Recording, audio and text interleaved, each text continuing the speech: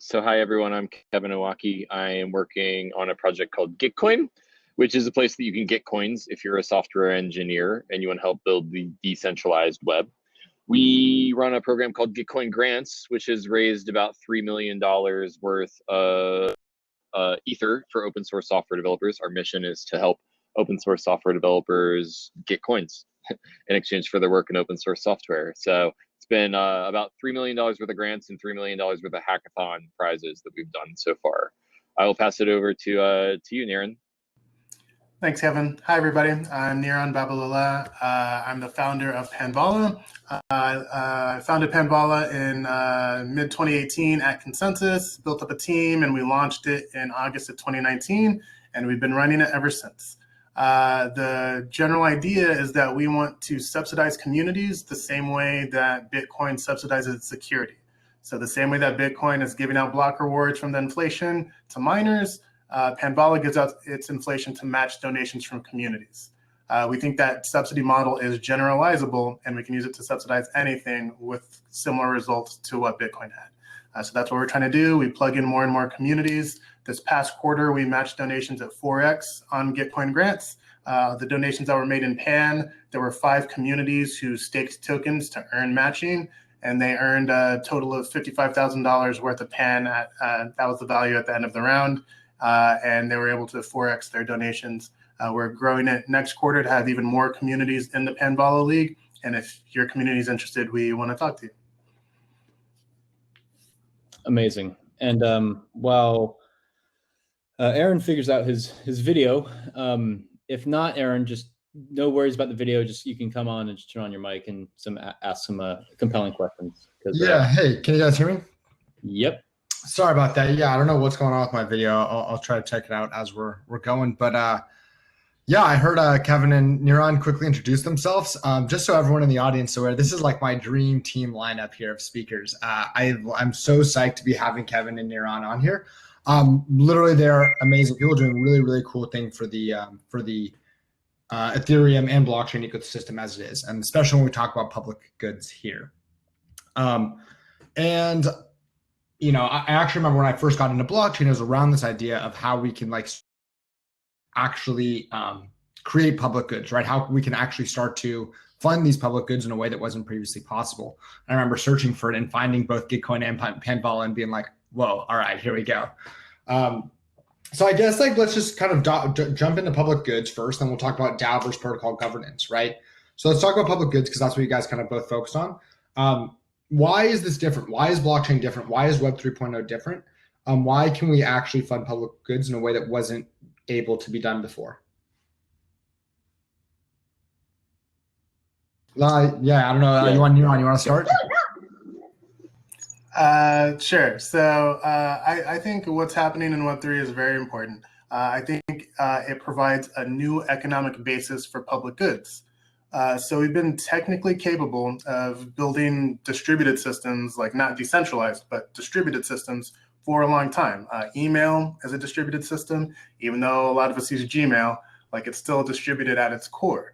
But ever since email, a lot of the protocols that tried to be distributed failed. There was Jabber or XMPP for chat, and it lost. There was the semantic web, OpenID, Diaspora, all these other federated systems for social networking, and they lost. And the reason they lost is because at the end of the day, money talks. Like the shape of our communication systems matches the shape of our economic systems. And our economic systems flow through corporations and through governments. So we end up with these centralized systems that end up winning at the end of the day. And what Web3, what blockchain technology gives us is the power to design economic systems that put users back in control. And if users control the economic systems, they also control the shape of our communication systems that we use. And to me, this isn't really just about the web. It goes far beyond the web. What I think we're at the start of is a new age where civic life starts to thrive again. Civic life where it's more about the communities coming together to cooperate and build what they want to build, rather than corporations or governments building things for people. I think we can have digitally native civic associations that are subsidizing themselves in old ways, like corporate sponsorships, but also in new ways, like inflation from a token or currency. I think we can end up with a society that isn't really dominated by the public sector, which is a monopoly by design, or by the corporate sector, which ends up being a monolith in practice. Instead, we can make the civic sector the dominant sector of our society. Instead of winner-take-all battles where it's about defeating your political opponents, instead of maximizing quarterly profits each quarter, I think it can be about maximizing the quality of communities that people want to join and sustain over time. So that's really what Web3 means to me. We can make more of our society operate on a voluntary basis, so more of us can get what we want, more of us can be happy, and more of us can thrive. And at the end of the day, I think that's what most of us on Earth really want. Yeah, I mean, you can't see my head, but I'm like shaking my head in so many agreements right now. I totally agree. I think what you hit on is a really key point of like, money talks, right? Like that's, I think, something that why we all come to cryptos, because we all agree like money kind of talks. Kevin, what do you think? I agree with everything Niran said, but I forget what the question was. What was the question? Yeah, the question was, why are public goods in a new revival, right? Like, why is Web3, why is blockchain like change the game when we talk about public good supports? For sure. Yes, I mean, the engineer in me wants to just start with the definition, because that's how I'll frame the answer to my question of public goods and why they matter. And that's, if you Google public goods, you'll see on Wikipedia that it says it's basically a good that is non-excludable and non-rivalrous. So basically a good that you consume that can't be excluded. You can't exclude people from consuming that good. And then non-rivalrous just means that the fact that I'm consuming it doesn't stop Aaron or anyone else in this chat from consuming it. So basically, the goods that we're used to are like stuff you can buy on Amazon, like a vacuum cleaner or a Lambo. And so there's actually this whole category in economics of goods that are non-excludable and non-rivalrous. And so things like clean air, clean water, open source software is an example of a public good from an economic standpoint. And so basically, one of the things that people don't know, because it's not on like the CNBC ticker, is that public goods actually make up a large majority of the value that we consume as humans on planet Earth. I don't know how much a Lambo is worth to you if you don't have clean air and clean water. I mean, if you have lung cancer, can you really enjoy the private goods that you have in the world? So public goods are this foundation of the world that we live in. And building economic models that support public goods is a pretty important thing if you want to continue consuming open source software that's secure and performant. And if you want to consume clean air and clean water, transportation, access to truth through journalism is maybe an example of a public good that is changing the business model a lot of today. And so I guess 90% of the value that we consume in the world, in my opinion, is public goods.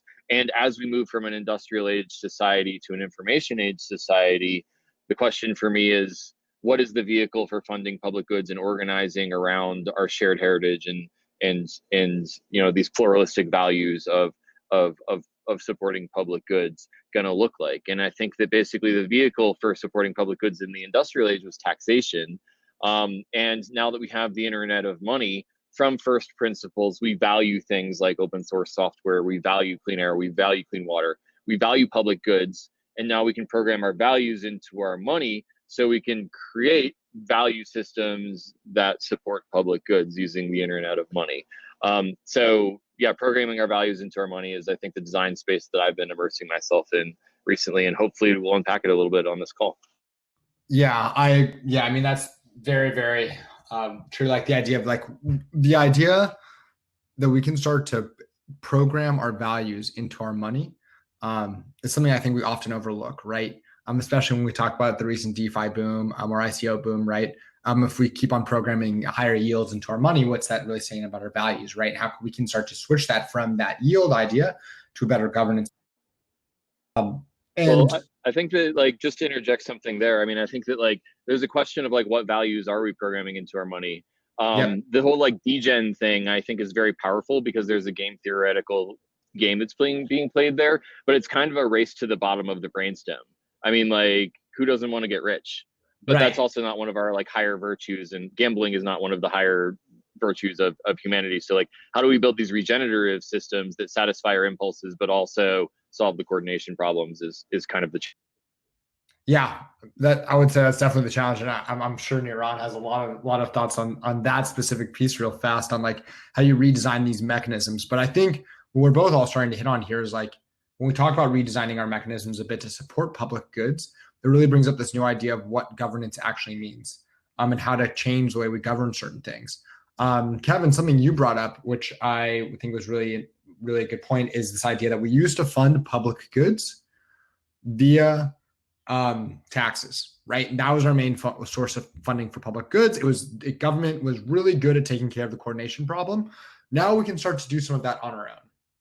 And so now I want to shift, before we dive too deeply in public goods, I want to talk a bit about governance, and then we're going to finish this off by putting all of that together, governance plus public goods and what that looks like. So let's talk a little about these new governance models that are coming out. We started this series about a month ago, right as yield farming took off. When like Wi-Fi and yams didn't even exist. Now we got spaghetti, we got cream, we got everything. I mean, the big difference I see between DAO governance and protocol or like these token-based governance is this idea of like kind of open market. To kind of start, do you like, I like to talk about governance in terms of, are you building more of a DAO-like governance structure or a token-based governance structure? Do you guys see a difference between the two? Do you think they're one and the same? I think Gitcoin and Panvala kind of have different approaches to this. And so where would you guys differ, you think? Niran, you want to go first? Sure. I do think there's a meaningful difference between those approaches. To me, most DAOs have some sort of treasury of Ether or DAI, and they're trying to vote on how to spend that money. And that's just a fundamentally different task from what these protocols are trying to do, where they're not trying to govern necessarily a treasury. They're really trying to govern a protocol. They're trying to govern a network effect and keep everybody together without kind of splintering apart, because keeping everyone together is where the value is. So I think there are different approaches in both cases. But when it comes to Panvala, it's kind of a mixture of the two, because we are governing a treasury of sorts. It's the inflation that comes out of the Panvala token supply. But it also isn't necessarily money in itself, right? It's a currency that we effectively created with the idea that we're going to organize a community around it to make donations in this currency. So it's really a network effect that we're governing at the same time that we're governing a budget. So it's really a mixture of the protocol approach where you're trying to keep everybody together, and the DAO approach where you're trying to make sure that the budget allocation is right, so people will give you the budget to spend in the first place. Well, that's a really interesting concept, and I kind of want to, before I give it over to Kevin, I want you to touch on that a bit more, which is that we've started to see, whether it's Ave, who was on this last call as well, different types of governance at different levels within the same organization. And correct me if I'm wrong, that kind of sounds like what you're talking about with Panvala, right? You have different governance mechanisms for different governance purposes. Is that a fair characterization? That's absolutely true. At the core of Panvala, we kind of actually tried to minimize what governance means, because the default approach that most of these systems take is direct democracy, where people are putting proposals on chain and then they're voting to see which one gets to 50% plus one to see what passes. And in Panvala, we actually try to limit what we can do each quarter. When it comes to the budget, only one proposal can pass each quarter.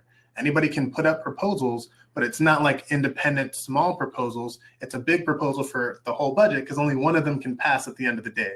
So what we're trying to accomplish with that is effectively forcing governance off-chain into the social realm. We want the community to be able to organize in a way that actually keeps them together, and we don't really know what that is up front. Like, it's hard to know up front what the different stakeholders in a system are going to be and what those different conflicting interests they're going to have are. And it's the most fascinating thing about operating Panvala has been reacting to those things as they come up. For instance, when we launched Panvala, there was no concept of the Panvala League, which now exists and is kind of a stakeholder group within Panvala. It's the communities that are staking tokens and making donations to earn subsidies from the system. But there are people who aren't part of the Panvala League. They're token holders, but they're not part of one of these communities. They might not be staking yet, and they fundamentally have different interests from those people. And since we're organizing socially off-chain, we can create different groups for those people and processes for them to resolve the tensions that arise over time. And that, to me, is really the task of a lot of these decentralized systems. It's really organizing stakeholder groups and figuring out how to keep them balanced so as many people as possible can get what they want. And that's really hard to do with direct democracy, but it becomes much easier when you're introduced to constraints of time and how many proposals you can actually issue over time. Makes a lot of sense.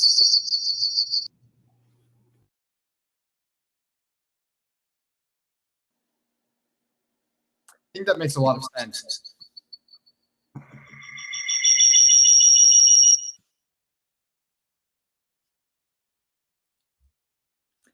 He is trying to get his mic or his camera working, so that is the reason for this.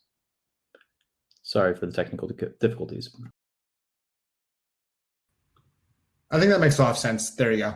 I think that makes a lot of sense, Niran. All right. Am I the only one left? Hopefully you guys can hear me. Yeah? Yep, we can hear you. Yeah, there we go. Perfect. Sorry about that. Yeah, I mean, I think that makes a lot of sense. And like, I think what your point about like trying to take a lot of the governance out of the system is pretty kind of just depend on that, on the tokens, on people just acting normally as they would to be the thing that actually drives that. Kevin, do you think Gitcoin has a kind of that similar model, or do you think governance is kind of baked into your system as well? I think governance is baked into our system. So I'm centralized, Gitcoin centralized. You got me. We're a corporation, and we are a company. We, despite the name Gitcoin, never really launched a token or a protocol or anything like that. So we're kind of starting with, we took a counter trend bet in 2017 and didn't do an ICO. We just kind of like didn't want to fight with regulators for a couple of years, and we just wanted to focus on building product and community that people loved. Hopefully, in hindsight, that was the right direction, because we've now given $6.5 million worth of ETH or DAI, mostly, to open source software developers. And so when it comes to governing Gitcoin, like, I'm the CEO and I have a vision, and I'm working with the team and the community to make it happen. We're rallied around the mission. I think the only immutable thing about Gitcoin is that our mission is to grow and sustain open source software right now. So the culture is really the layer one for us right now. But we do have a couple different like product lines within Gitcoin, and they all have different governance structures. The main ones right now are like hackathons, and then Gitcoin grants is kind of the product that I guess we're most known for in the community. Gitcoin grants is governed by a mathematical formula, not people. And basically that formula is called Quadratic Funding. Basically what it is a tool for deciding if you're gonna fund a community, which projects get what.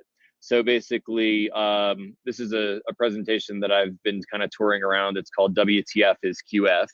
And basically QF is this stands for Quadratic Funding. And it's basically this formula that says the amount received by a project is proportional to the square of the sum of the square roots of the contributions received. So those of you who are not a math genius, basically what that means is that it's just the mathematically optimal way to fund public goods in a democratic leaning community like democracy. And what the formula optimizes for is the little guy, as opposed to what do the power brokers in an ecosystem want to what do they want to fund. And so basically the way that we do that is that we use this thing called Quadratic Funding, and the secret behind Quadratic Funding is the math. And we built this sort of like calculator at WTFisQF.com, which any of you can load up in your browsers if you want to play with Quadratic Funding. And basically what Quadratic Funding does is, like, if you're distributing, let's say 100K to a community, do you want to give that 100K to the projects that have raised money from more contributors, or more money from the whales, from the people who are doing large contributions. So basically what Quadratic Funding does, it just optimizes for the little guy. If you raise $10 with 10 contributors, you're going to get 10 times more funding from Quadratic Funding than someone who raised $10 from 10 different contributors. So the really cool thing about Quadratic Funding is that the formula sort of governs how we're funding public goods on Gitcoin, and the formula is just tilted towards projects that have broad democratic support, not just the ones that the whales, the power brokers of the ecosystem really care about. And so, to take it back to governance, there's this thing called the Matthew effect. In human systems, it's kind of like entropy. In human systems, it means that the power will consolidate in the hands of the few. The Matthew effect is the cumulative effect of accumulated gains. So it's like the rich get richer is basically what the Matthew effect is. And so if you're going to build an economic system that has immutable rules, why not build it to be more democratic, to just tilt the tables away from the Matthew effect? And that's kind of what we're doing with Quadratic Funding. So I don't know much about your token stuff, but I think that Quadratic Funding is a pretty strong formula, and we pray to the Church of Quadratic Funding is, I guess, where I'm landing on this. Good question. I love that. I mean, I think that's a really good point. And diving deeper on that, it brings up this idea, like, I guess it brings up a question. If we leave governance up to this idea of voting, and what we use for that voting, whether that's governance via token distribution, like a yield farming, or token or governance via DAO, if it always can be voted to change how things are distributed, do you think that Matthew effect will still take place? Do you think that like power will still consolidate in the few? Like even if we have the most decentralized DAO in the world, will we eventually just vote to consolidate power in the few if we have the opportunity?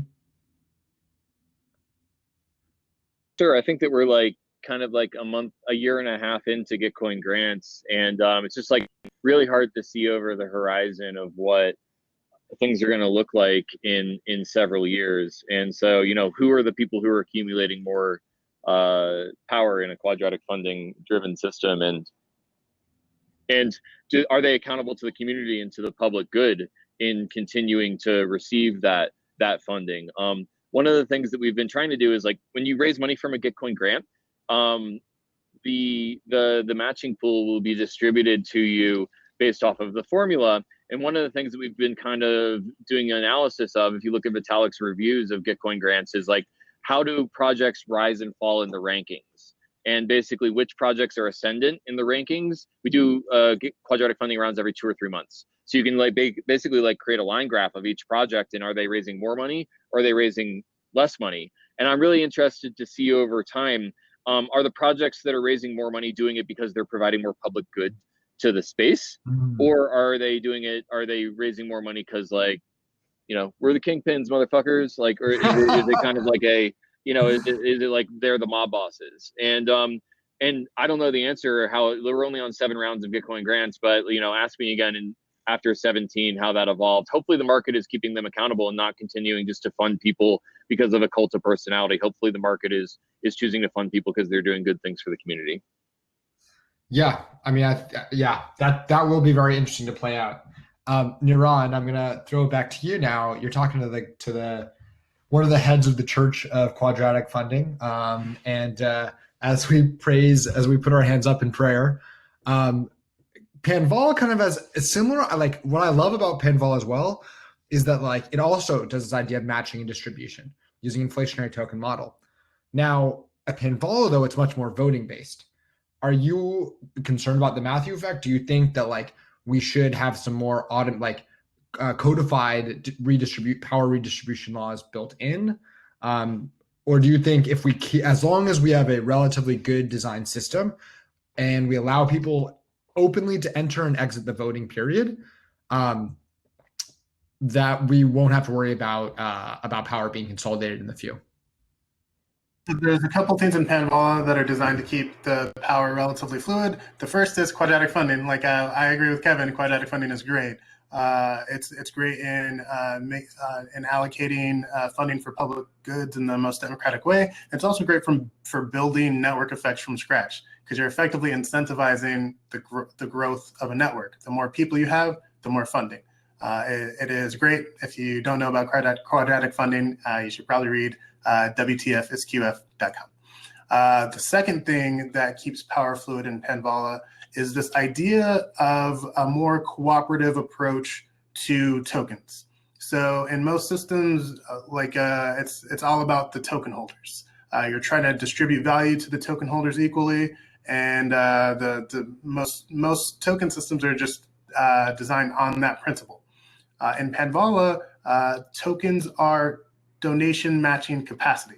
It's your ability to earn subsidies from the system. And that's much more similar to how cooperatives work. Cooperatives try to reward people, reward the owners based on patronage, not ownership. And in Panvala, we try to reward the communities based on patronage, not ownership. Like you need to own a portion of the system to get donation matching capacity, but owning a portion of the system does not give you anything. You have votes, but you don't have economic power. So at the end of the day, like the token holders could always vote to change that, because again, tokens are votes in Panvala at the smart contract level.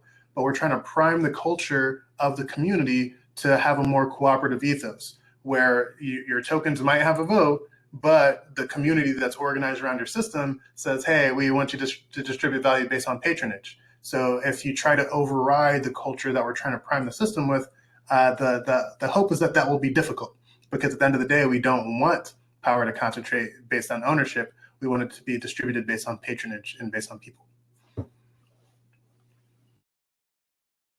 Yeah, it makes sense, and it's as I'm like hearing it, and I'm like thinking about what you just said in my head. Like, it's the Panvala approach kind of encourages people to be discussing, and the whole concept of slating, the redistribution of funds, right? It creates a lot more of these community discussions around it.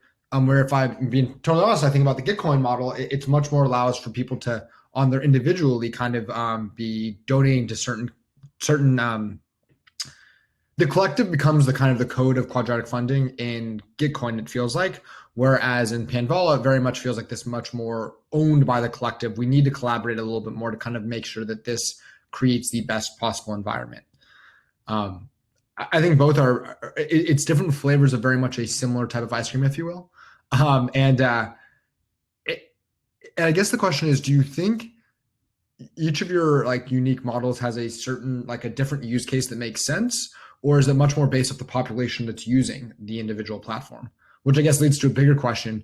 Do you think there's going to be one platform? I mean, I know I'm talking to two platforms that are doing public good supports, but do you think the end result of public funding is one king platform that funds all the public goods?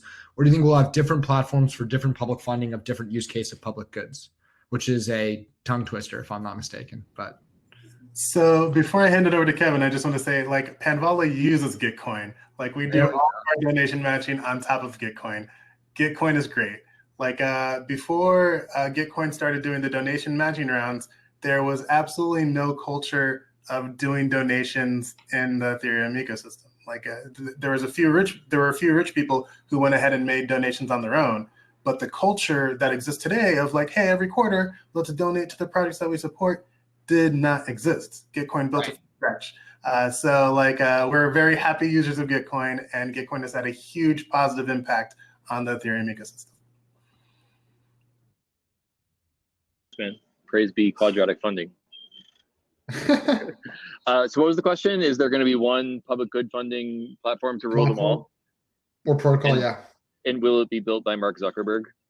Will it be built by Mark Zuckerberg? Or the next Mark Zuckerberg? So here's what I think. I think that the only allegory that we really have towards governance is like how governance and how public goods has been funded is based off of the industrial world. And so when I think about the public goods that I consume out here in beautiful Colorado, the city of Boulder, my HOA, the city of Boulder, state of Colorado, United States of America, United Nations, maybe, I don't know, NATO, I don't know. And so like there's this analogy of like how governance systems work in the real world and how we support the public goods of like, I don't know, national security down to like clean air and clean water. We've got like a problem with a wildfire burning in the mountains of Colorado. In Boulder, affordable housing, is that a public good? I don't know. We're having that debate at the local level.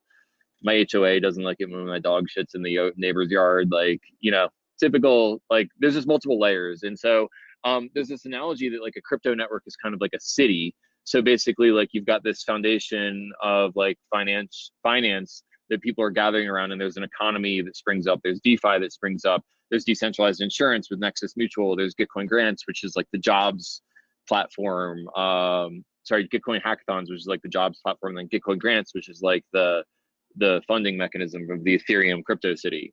And then there's all these other crypto cities that all have their own cultural and technical norms. And so you've got all these crypto cities, and one of my big questions is like, are they going to continue to be tribal with each other, or is there going to be like cultural interop and technical interop between these crypto cities? Like in the real world, we have the Philadelphia Phillies playing the New York Mets, and we like rah, get out our tribal tendencies by playing each other in sports. So like, what are these crypto cities and how they relate to each other over time is like a big question. But I think of I just think it matters what level of like governance that you're really talking about. And like, if you don't mind, if I just like, I guess, visually show you how I think about this, that's sort of like how I'm a pretty visual person. So basically like in my WTF is QF talk, and I'm sharing my screen again. Niran, tell me if I share my screen too long again. But basically like this idea that I've been sort of playing with is this idea of like, what are the constraints that humanity sort of has to tend in exerting its will on the universe? And there's like certain like base layer of mathematics and physics that are just immutable, and like we'll never build social systems that are going to change the laws of physics. But when you look at the power structures of the world, which is basically like who's in power right now, what are the laws that they're exerting on the world? What is the financial system that we're built on? What does our media and our culture say about the world that we're building? I think that there's this awesome opportunity to basically like rewrite the culture, media, and finance layers of society to be more democratic in nature. So like if before we had the Matthew effect and power accumulated toward in like the law and power structures area, like what if, you know, what if we could build a mechanism through which the 99% could coordinate with each other and exert its will on the rest of the stack? And like, so I think of like Ethereum as basically upending the power structures and the laws of the world. That's the layer one that I really believe in. And then Gitcoin's trying to build a community where you can learn, earn, and meet different people, and we can coordinate on top of the layer one that Ethereum has built in order to create more democratic power structures in the world. And it just makes a lot more sense to like we're the reason why we have traction, I think, like, and I mean that in the most humble way possible, is that we're focused on software engineers. Software engineers are going to be the first people to figure out MetaMask, to figure out how to like store a private key and send a transaction and deal with the fucking gas market on the Ethereum network. But once we can write the software, like the democratic governing mechanism for the software engineers, then we can transport it to other public goods like clean air and clean water and like you know, other public goods that we consume from. So I guess the answer to your question is actually like we're building a pluralistic system where multiple, like there will be no Mark Zuckerberg of governance, I don't think, because we're building a very pluralistic system, and it's not about any killer app, it's about a killer ecosystem. And I think like Joe Lubin said that, and it's really stuck with me. It's about the ecosystem and the community, and I think that Gitcoin and Panvala and Govern and many other systems are going to be really important in upending that Matthew effect of the legacy world. Yeah, I totally agree, and I really like that slide. I'm definitely gonna hit you up about that slide. I think you are missing one layer that we work on, Govern, which is the politics layer, which I know governs a lot of the different things, but I think that's a big layer in that cone that we should do a lot more talking on as well. But you brought up a key word, which I love to talk about in pretty much all of my talks, and I know Niran likes as well. This idea of community, right? Protocols, governance, DAOs, whatever we want to talk about, the culture that is set really gets set by the community. I would echo Niran, and I would as well that Panvala is doing like amazing things and is running a ton of like supporting a ton of the ecosystem. Gitcoin is I think one of the more successful projects we've had on Ethereum. I won't be humble for you. And do you think that's because of the community that you each have been able to build around it? And is that something that new protocols and projects don't focus enough on? Like to me, I kind of think that like insofar as there's a killer app with this technology, it's community. It's just people coming together to believe in this this blockchain stuff. Like it's not concrete anywhere. It's kind of all in our heads on Etherscan. We come together to believe in it together. You need a community for that sort of thing to work. I think what's so special about trying to fund things, trying to collect donations, is that it kind of organically builds communities itself. So like I've done a lot of work on community organizing, but I don't think I'm the best community organizer in the world. But the fact that that the thing that I'm trying to get people to do is something that they kind of organically want to do. Donating is a very common thing. Like donating on blockchain is sometimes a hard sell, but donating is very common. So the lift to get people to try to see what's going on here is a little bit easier than some of the purely protocol-based projects when they're trying to build a community. But at the end of the day, since Panvala itself isn't trying to collect fees from things, it's not trying to compete with these different protocols out there, it's trying to help them, it's trying to tie them together. Like I think a lot of these communities should be organizing themselves around donations. Like each protocol that's out there should be trying to do what DXDAO does. Like DXDAO is basically a DAO that builds DeFi protocols and runs them in a decentralized way. There's no master key anywhere. It's just the DAO running everything. And they have their own token that they use to raise capital for the DAO. It's called DXD. So whenever they're trying to fund their protocols, they spend the Ether that they raise, or they spend DXD itself to fund those protocols. But when they're trying to support the broader ecosystem and fund public goods, that's when they use the pan that they stake to earn donation matching from Panvala. They're part of the Panvala League. So each quarter, when there's a donation matching round, the DXDAO community rallies to donate and support the projects that they care about. And I think that's key to sustaining the DXDAO community itself, and why I think it's going to be one of the most successful communities in DeFi. And I think if more communities try to take that on as part of what they do, they're not just here to maximize the fees that a token can collect, they're also here to maximize the donations that they can make to public goods that the community depends on. I think that's going to help them build communities as well. So rather than seeing like me as a great community organizer, just see donations as the magic that brings people together, and join us to do that together. Yeah, I mean that's really important. It goes back to that original point you talked about, right? You don't want to like try to create new behavior, just using the behavior to create some kind of coordination and cooperation. Kevin, I guess same question to you. How big of an impact do you think the community that you've built around Gitcoin is? And do you think new projects don't do enough to make sure their community is built correctly? Yeah, I mean, I think that like when I think about community, I do think there was a rush of like projects in 2017 that just saw a opportunity to make lots of money, and like the community was just a means to an end for them. I don't know if any of those projects survived the bear market though. It's been like 2 years, and that tends to filter out.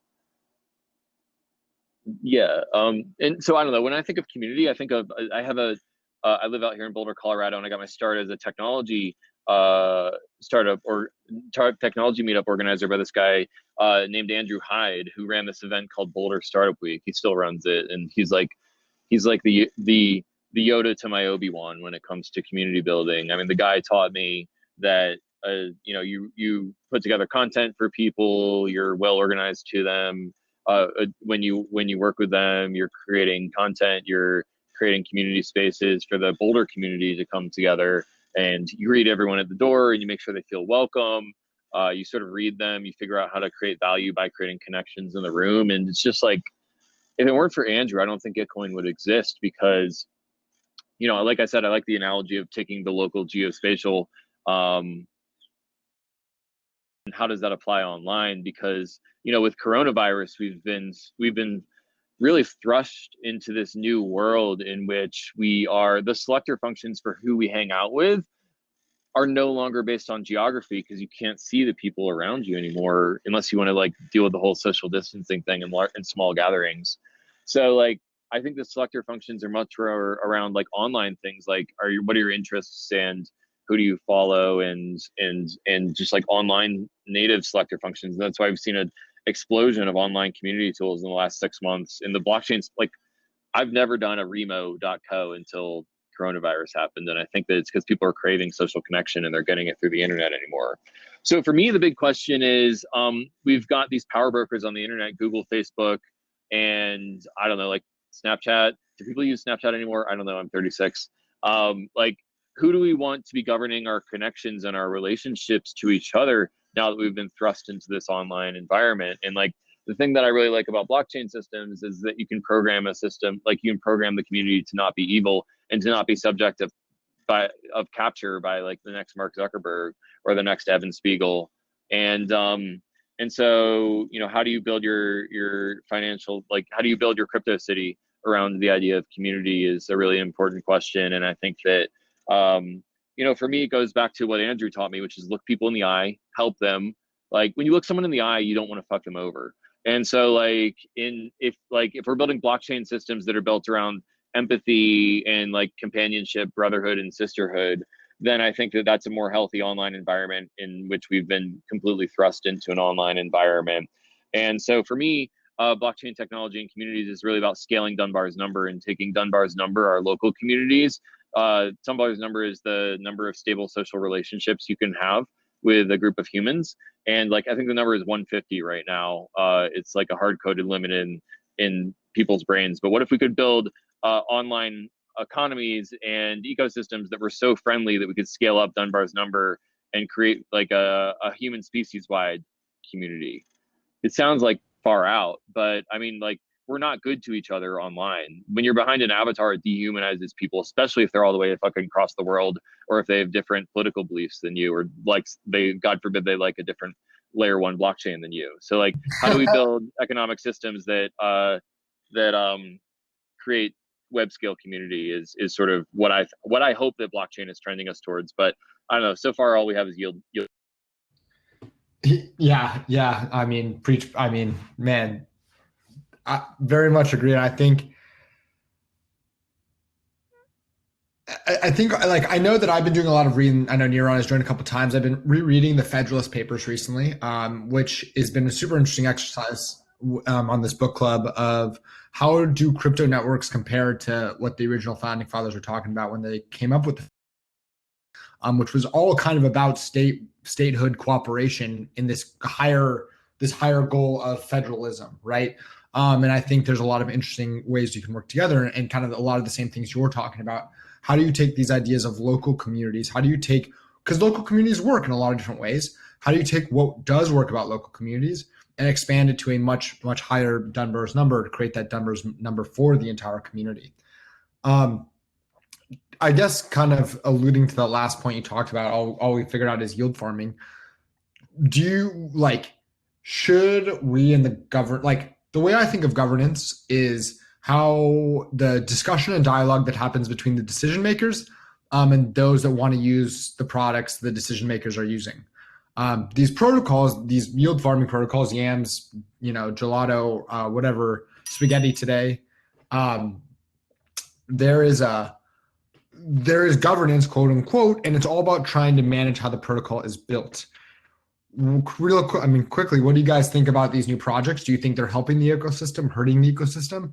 And do you think from a governance standpoint, either DAO-based or protocol-based, are there lessons we should be taking from them that we haven't yet taken? I can't get too mad at people who are building stuff and launching it. Like at the end of the day, people have to experiment. And for most of the yield farming things, I haven't seen that many outright scams. I'm skeptical that yield farming is, a sustainable thing.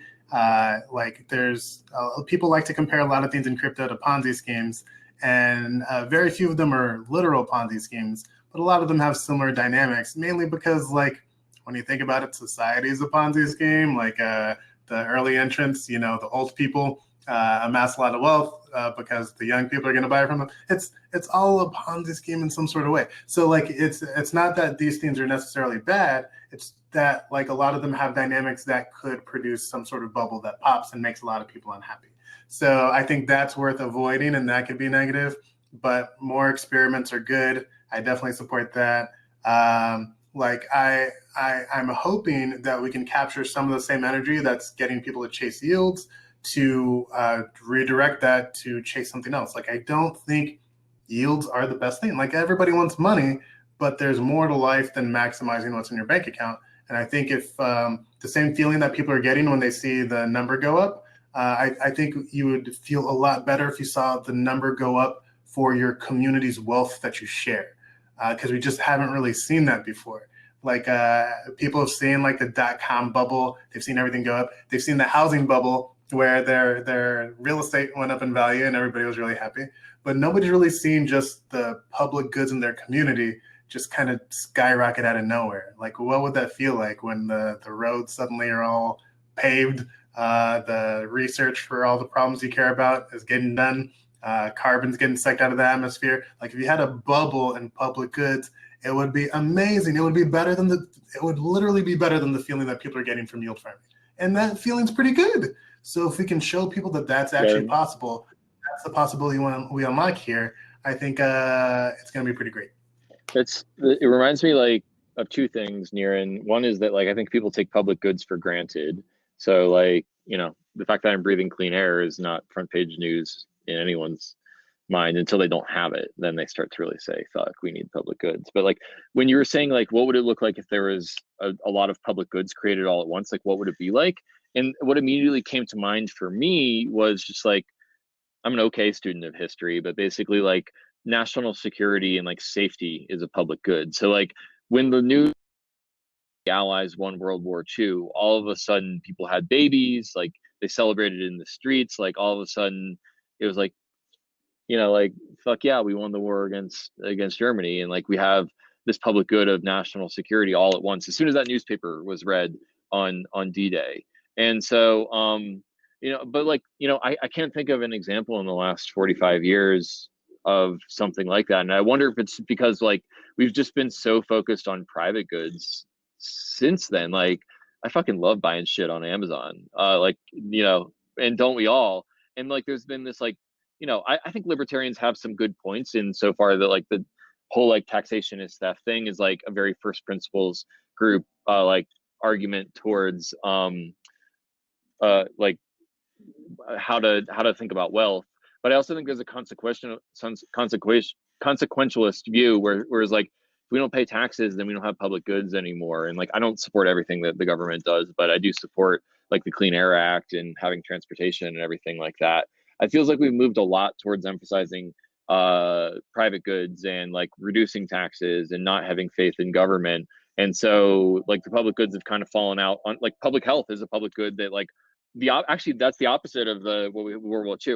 World War II, all of a sudden after D-Day, we had all this like national security and fuck yeah, let's like, you know, raise a generation of boomers. But with public health, actually in February of this year, we had the bottom fall out on a public good. And you know, herd immunity is a public good.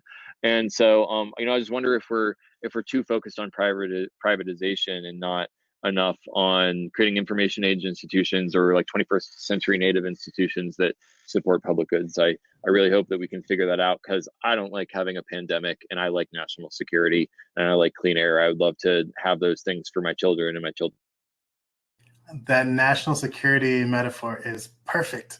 Like that just feeling that you suddenly have this public good that you didn't have before, and you have a ton of it because the war just disappeared, and now you have a bunch of national security.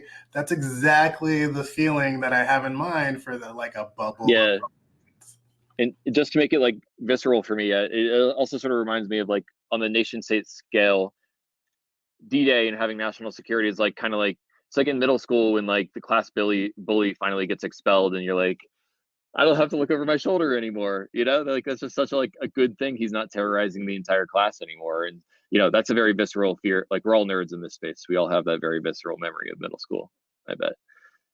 Yeah. Aaron, what was the question? What are we talking about again? You know, I think I don't even remember anymore, but that I agree with your answer. I think we're talking about, well, general public goods, but I agree. That is a really, really good idea of public goods versus private goods and kind of that ownership. And something that you kind of both hit on that I wanted to comment on is that, like, when we talk about like private goods and like kind of increasing our yields or our profits, whatever, there's a lot of ownership, right? We have ownership over the protocol, we have ownership of what's going on. Do you think we can increase our, like, do you think we need to feel ownership over the public good to be able to experience, like, to be able to bootstrap or hack that feeling you guys are talking about, right? That if you somehow own the public area, if you, I don't know, like, is public ownership the same as funding public goods? So I think there might be a way to do it without owning the public good. Like, people have these different ideas for things like social impact bonds, where you literally like are being paid based on some sort of metric of some sort of public good. And I think that's a good idea. Like, if you own a stake in some sort of public good, like, I think people should experiment with that. With Panvala, I'm hoping that, like, instead of owning a particular public good, like instead it's owning the opposite. You're not owning the result, you're owning the thing that produces it. So, like, if you think of Panvala as a digital endowment, if you're holding some Pan, you're holding a share of this giant shareable digital endowment. And you can use it to subsidize your community from that endowment, or subsidize whatever you want from that endowment. But you don't own like air, you don't own public health, but you own something that can produce public goods, the public goods that you want to see. I guess a different way to frame the question is, do you think we need to be involved in the decision-making process of the public goods to be able to experience that joy that we like, to be able to experience the value we capture from the public good? Oh, I don't think so, really. Like, I think just feeling the results, like, people will feel the same results that they get from yield farming or from the 27 crypto bubble, maybe the 2020 crypto bubble, hopefully. I think just feeling the wealth is enough. Like, people weren't involved in the decisions that ended World War II, to go back to that metaphor, but they felt it when it was over. And I think if we succeed in producing some sort of incentive system that can produce a boom in public goods, like, I don't think it's necessarily about feeling like they were involved in the process, though I hope as many people as possible are involved in the process, because I do think that's important. But I think it'll spill over to everybody. Like, this isn't about benefits for owners. It's not about benefits for decision makers. It's about abundance, benefits that spill over to everybody, even if you're not directly involved. Yeah, that makes sense. I would say that I think being like having a citizenship of the place that provided that, of like, if we talk about the war, for example, right? Winning the war, if you're a citizen, you're kind of owning the decision in a way via civic participation. You own the decision. Kevin, how about yourself? Do you think you need to be part of the process? Do you need to own it? Like, how best do we get users to feel that? Yeah. For me, it's when I explore that design space, I think a little bit about the incentive systems that we're subscribed to. Like basically, as a software developer, I've been doing software for like 15 years now. Like, I feel like I've always gotten value from open source software. And I later read a study that said that open source software creates $500 billion per year of economic value. And it just seems so like corrupt and wrong that all these corporations and like startups that I work for always had like taken from the public good from open source, but never given back.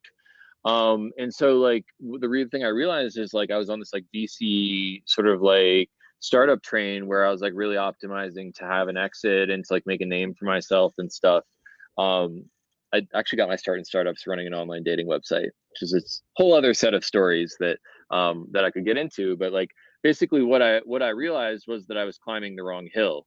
And so if you'll permit me to share my screen one last time, I think a little bit about like, show me the incentive, show me the I'll show you the outcome. And so like, if you think about human beings as like an agent that's maximizing a heuristic, and they're making decisions based off of how they maximize that heuristic, then that's one way of framing the discussion. So like, I want my bank account number go up. I want my bank account to go up.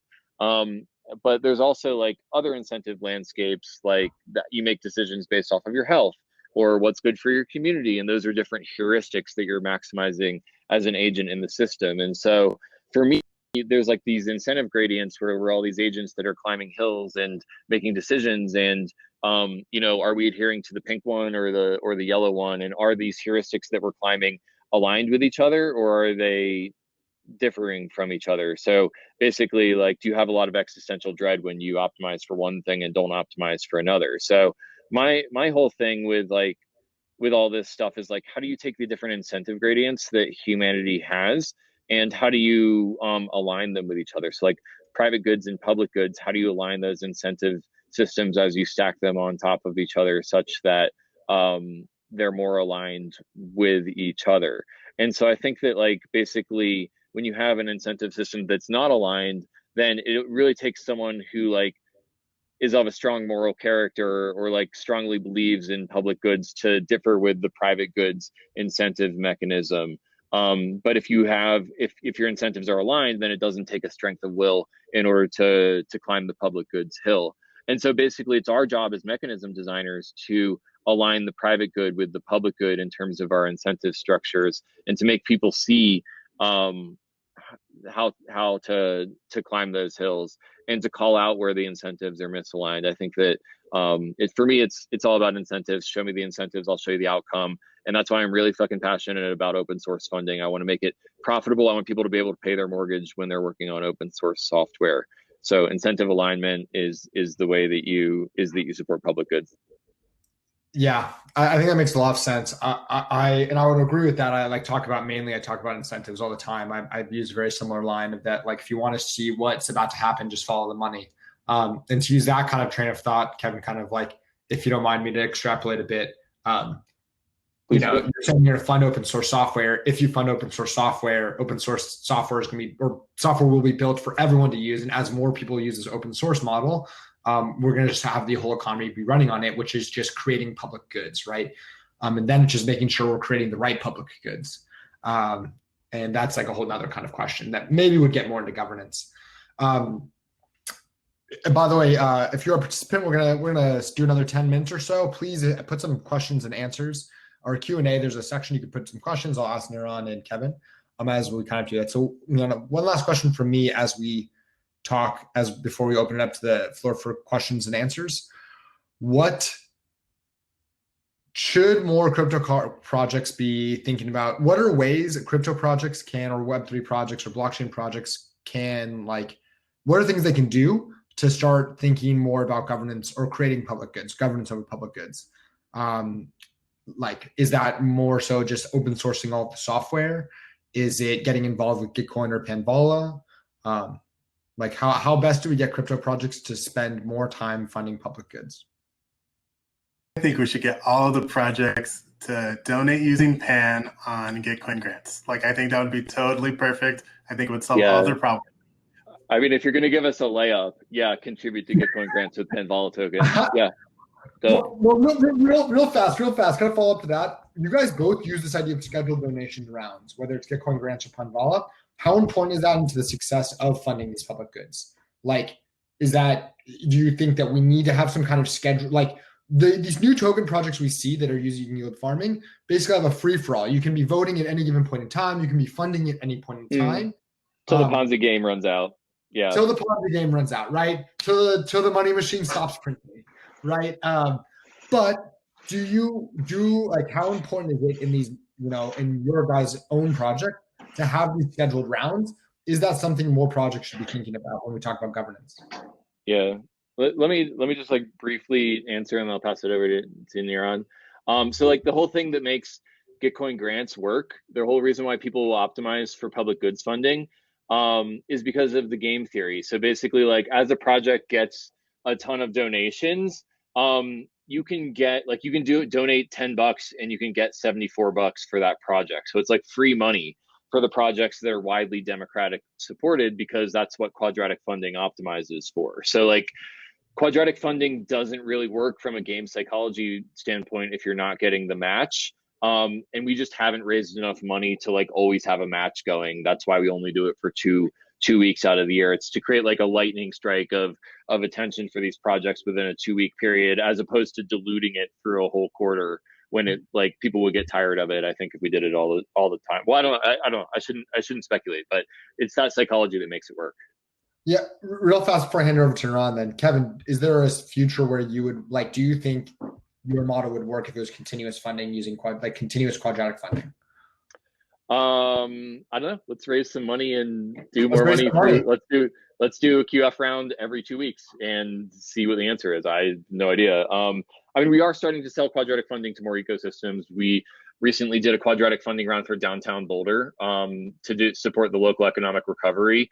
Took credit cards instead of Ethereum donations, and we raised $45K for the local economic recovery in downtown Boulder. We're going to do quadratic funding with Zcash, with Polkadot, with Celo, with Zilliqa, and we're going to do way more quadratic funding rounds. So I don't know, invite me back in August of 2021, and I'll actually have an answer for you.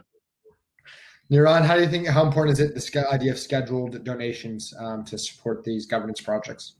Yeah, so I think the scheduled donations is pretty important. Like the pattern that I always reference is just nonprofits and how they often have quarterly pledge drives. Like I think it just helps to not have to have people constantly thinking about what to donate to, but to be able to do it periodically. The second reason that we do the quarterly donations is because Panvala's internal calendar is on a quarterly basis. So just like we want to avoid having to think about donations all the time, we also want to avoid having to think about governance all the time. So instead, it's like, hey, what are we going to do for our quarterly budget? When is that quarterly proposal going to end up on chain? When is the voting window if there's multiple proposals, et cetera? Like we want that to happen once a quarter so people know when to pay attention and then can relax. Yeah, I mean, I think that makes a lot of sense. I think there's a lot of, I mean, there's so much governance in real world applications happens on some type of schedule, right? I would argue that's because there are very few people in the world where governance is their job, right? Most people have a life and then they're like, okay, I need to participate. I need to do some civic participation. Let me give back a little bit. Like our politicians are the ones that do governing for a job, and that's the smallest portion of the world. And some of the time they also need to spend delivering goods to the people, right? They can't always be governing. So I think the scheduled idea is something that has a lot of real world applications as well, or historical precedent as well. I want to take one of these questions, the Q&A, got 2 upvotes. Adam is asking, tech is often a hammer in search of a nail. So what parameters does a distributed ledger technology improve on existing models that existing models can't accomplish? Corporate boards, direct democracy, representative, non-blockchain quadratic voting. So I think what the question is basically asking, does what new DTL blockchain governance models, what use cases are they best for that regular Web 2.0 models can't handle? So my opinion on this might be a little bit fringe, but I think mostly these blockchain things don't improve on the things that you can do on paper. You can do quadratic voting on paper. Like if you want to create a legal organization and in your charter you say we're using quadratic voting, I think that most jurisdictions will probably let you do that. The thing that makes blockchain so special is that they allow you to get lots of strangers to play games involving economic scarcity. And that's a thing that's very hard to do on paper. Before we launched Panvala, we played a demo version of Panvala with just poker chips. And we just had people at the hotel that we had our retreat in, they were just exchanging poker chips in the hallways of this hotel. And that works in a trusted group of people. You can just use something that everybody can see and understand. Maybe you can use a spreadsheet if people just trust you, or have legal recourse. But if there's people across different jurisdictions, if you just want a giant community of people cooperating, blockchains are really the only place to go. If I told people that, hey, I created this currency and you should use it, if I did that in the real world, people would say you're a crazy person. If I do that on a blockchain, they still say you're a crazy person, but a lot of people will try it out. And that's the thing that blockchains allow you to do. They allow you to build up belief in these games from people just starting to play them and having them grow from there. Kevin, do you have thoughts or? Do we need blockchains to do this stuff? Was the question?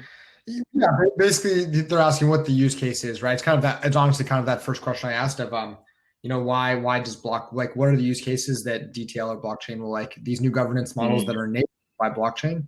What use cases do they help? Yeah. I mean, I think that I'll go back to my first principles argument that we value public goods, but we don't do a good job of supporting public goods. An empirical observation of mine, and now we have programmable money, and so now we can program our values into our money, so we can program economic systems that are immutable, that can't be changed, that support public goods. And doesn't matter if Donald Trump Jr. gets elected next year, the rules are immutable. Sorry bud. And so typically when I get asked this question about Gitcoin, they're like, why build it on, did you ever think about building it on Stripe, is a question that I get a lot. And so usually I make people suffer through an abstract answer about first principles, and then I just tell them, well, there's $300 billion worth of money for open source software developers in blockchain, and they don't want to use credit cards. So I don't know, we're just going to use blockchain tokens to reward open source software developers because that's what the audience wants to use. So I think that there's philosophical reasons for it. And then there's more tangible reasons, which is there's actually funding for open source in these open source financial systems. And also you're not paying Visa 3% of the transactions. And also you can send money worldwide within 15 seconds without any sort of settlement or counterparty risk. And that creates the network effect of online communities that can be bigger and support public goods. So I think there's a lot of reasons, but for Gitcoin, we care about open source, and there's $600 billion worth of open source money sloshing around looking for too few developers. Developers are more rare than layer one blockchain tokens. So, the scarcity of software developers is kind of the marketplace that we're trying to build with Gitcoin. So blockchains, I think, are where it's at, but you can also backport what you learn into the old financial system. We took Quadratic Funding and we ran it on Main Street with credit cards. There's no reason why before blockchain you couldn't have done that. It's just that no one knew about Quadratic Funding until there was a community that was radical enough to program its values into its money. And then now we're backporting it. We're taking the Netflix model and backporting it to the analog world. So I don't know, I think it's just a design space, and you can't be dogmatic about what tools you use. You got to choose the right tools for the job, and blockchain is the right tool for the job I'm doing. I totally agree with both you guys' points, to be honest. I think the quote I heard, I'm going to butcher it right now, and a big reason why I think blockchain works is when we talk about incentives and we talk about mechanism design, the quote is, good mechanisms keep good actors to act good. The best mechanisms keep bad actors also acting good, right? And what blockchain does is it immediately defines, we are able to program our values into what's good. Whereas before, you could take whatever mechanism exists in the world, take that mechanism and incentivize people to do bad things, right? And if you're a good actor, you would use that mechanism for good. And if you're a bad actor, you would leverage that mechanism to incentivize the bad behavior you want. With blockchain, we can create the best mechanisms and program them to always be incentivizing what our value system says is good. And to Niran's point, the idea of blockchain is it's open and strangers can participate in it in a way that they used to not be able to do. And the more you open up the systems, the more we create this open source world, the more participation we can have from more people and increase that civic engagement. Yeah, well, I think we're kind of coming up on time. This was an unreal awesome conversation. It was a big fanboy moment for me. I'm a big fan of everything that's going on. If you guys haven't checked out Panvala and Gitcoin, check out Panvala and Gitcoin. I want to do a quick shout out. Gitcoin grants, I believe you guys are having another round pretty soon, in a couple of weeks from now. Check it out. If you're going to donate on Gitcoin, donate in Pan. I know Niran is looking for some more people to join the Panvala League. Go check out the Panvala League. It is really, really cool. A little bit, I know I was having some issues at the beginning. I'm going to quickly share my screen to talk about a little bit about Sfd Gov Meetup Group. So real fast, what is the Sfd Gov Group? Current governance systems are broken. We are here to explore new ideas to create more equitable systems for everybody around us. And the idea is we just want to encourage other people to get together. I believe there's this idea, Robert Putnam talks about this idea of social capital. And he talks about social capital is built around bowling alleys. I believe meetups are the new bowling alleys. They create bridging and bonding social capital. Go check it out. We want to quickly thank our partners, the Blockchain Acceleration Foundation. Cameron, I don't know if you want to say a quick word on you. Yep, absolutely. So one, thank you everybody for joining in and participating. We recently created a Gitcoin. Cameron, you're on mute. Cameron, you're on mute. You're on mute. Cameron, you're on mute. Cameron. Well, while Cameron gets off mute, I will. Sorry for all the technical difficulties today, guys. I appreciate all the time. I do want to throw up, if you want to get involved, so companies survive, communities thrive. Follow Niran and Kevin. These are links to their 2 Twitters. If you want to get involved with communities, these are ways to get involved. Scan these QR codes.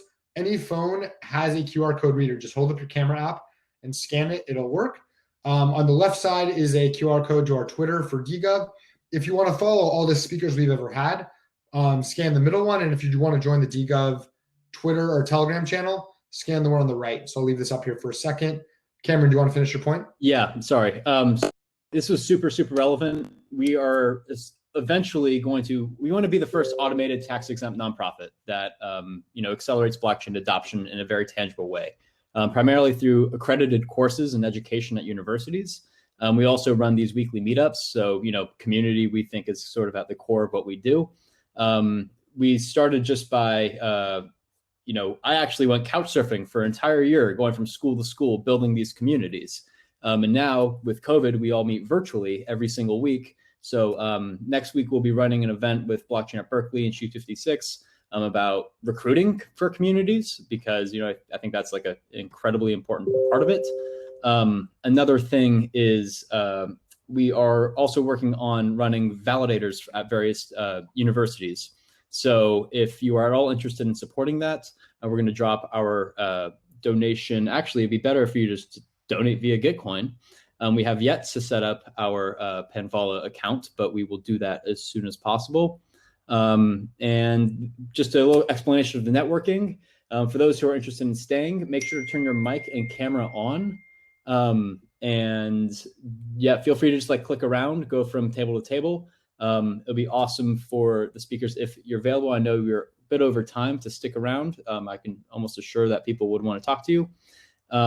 And I'm super stoked for, the growth of this community. So thank you, Aaron. Thank you, Kevin. Thank you, Niran. And that's about it. Hope to see you guys. Last thing before we go into networking. This is event 2 of a 6-part series we're trying to do, where we're bringing together protocols and DAOs to talk about different governance styles. Our next meetup is September 24th. Speakers are being determined right now. If you guys have a protocol or a DAO that you want to bring on, this is our community. It's not just me, it's our community. And we pray to all gods here. So please send me a DM, telegram me, and we'll figure it out from there. And with that, we'll go to networking. Thank you so much, Niran and Kevin. This was awesome. And yeah, thanks everyone. Wait, I'm so sorry. One last thing.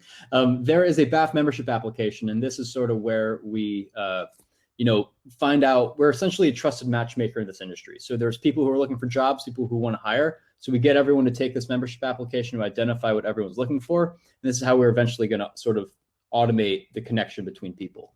And so it's completely free to join. You get access to our Discord, weekly meetups, and recruiting program. So check that out if you're at all interested in either recruiting, looking for projects to fund, or finding a job. Or just getting connected. So see you in networking. Thanks, everybody.